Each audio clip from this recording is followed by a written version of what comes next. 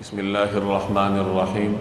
حضرت ابو ہریرہ رضی اللہ تعالی عنہ کی روایت ہے کہ نبی کریم صلی اللہ علیہ وسلم نے ارشاد فرمایا، جس کا مفہوم یہ ہے کہ جو شخص بیہودہ باتیں اور گناہ کا کام نہ چھوڑے تو اللہ تبارک و تعالی کو اس کے کھانے پینے چھوڑنے میں کوئی حاجت نہیں ہے۔ یہ صحیح بخاری کی روایت کا مفہوم ہے۔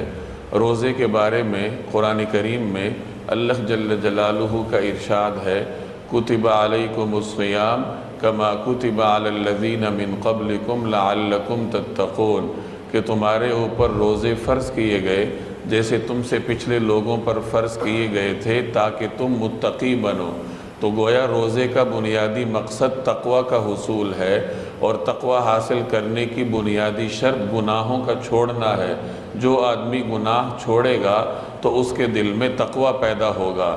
تو اللہ تبارک و تعالی نے روزے کو اسی لیے مقرر کیا تاکہ انسان تقوی حاصل کرے اور گناہوں کو چھوڑے۔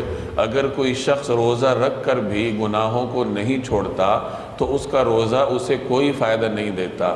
آج کی روایت میں ہم نے یہی پڑھا کہ اگر کوئی شخص روزے کی حالت میں بیہودہ باتیں اور گناہ کا کام نہیں چھوڑتا تو اللہ جل جلالہ کو کوئی حاجت نہیں ہے کہ وہ کھانا پینا چھوڑے۔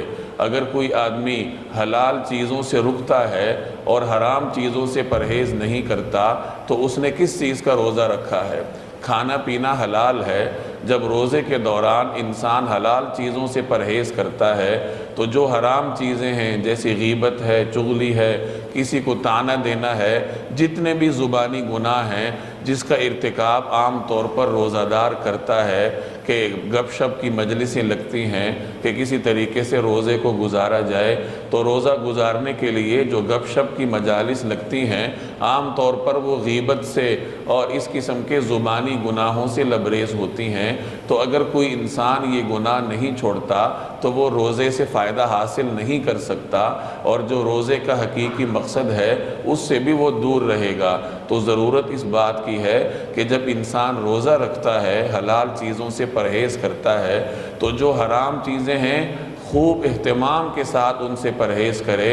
اور یاد رکھیے کہ جو آدمی رمضان المبارک میں زبانی گناہوں سے پرہیز کرے، اپنے آپ کو گناہوں سے بچائے، تو اللہ جل جلالہ اس کا باقی سال بھی گناہوں سے اس کی حفاظت فرمائیں گے۔ اللہ تبارک و تعالی عمل کرنے کی توفیق عطا فرمائے۔